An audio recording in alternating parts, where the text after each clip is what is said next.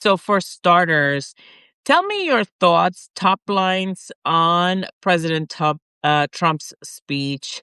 And then also, what do you think people got out of it?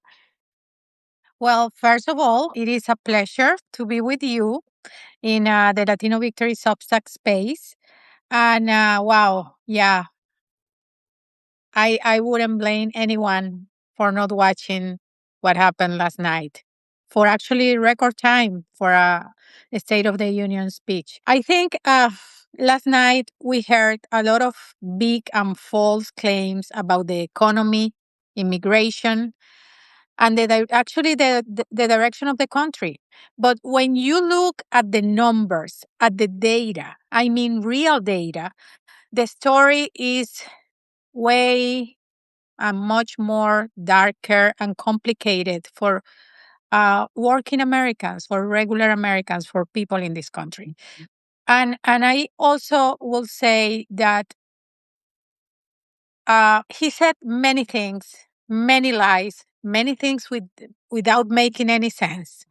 But also, there are several words that usually have been used in these State of the Union speeches by other presidents that he never mentioned, not even once.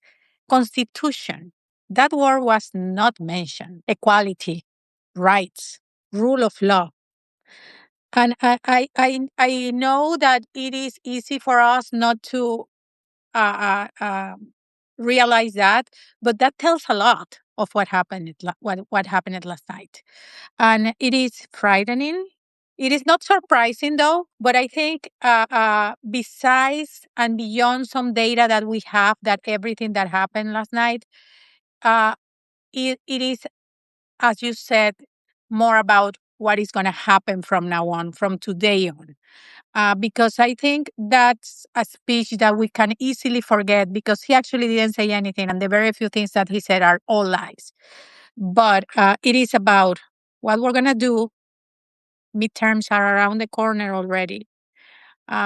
We are on a quest not only to fight for our representation, for our leadership, but for our democracy. And I think that's the most important thing. No, don't you think?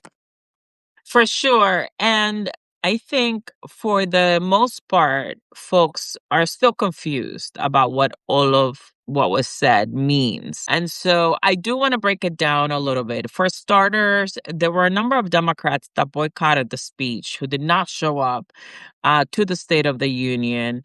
And what they cited was, frankly, they don't want to sit there and listen through Trump's lies.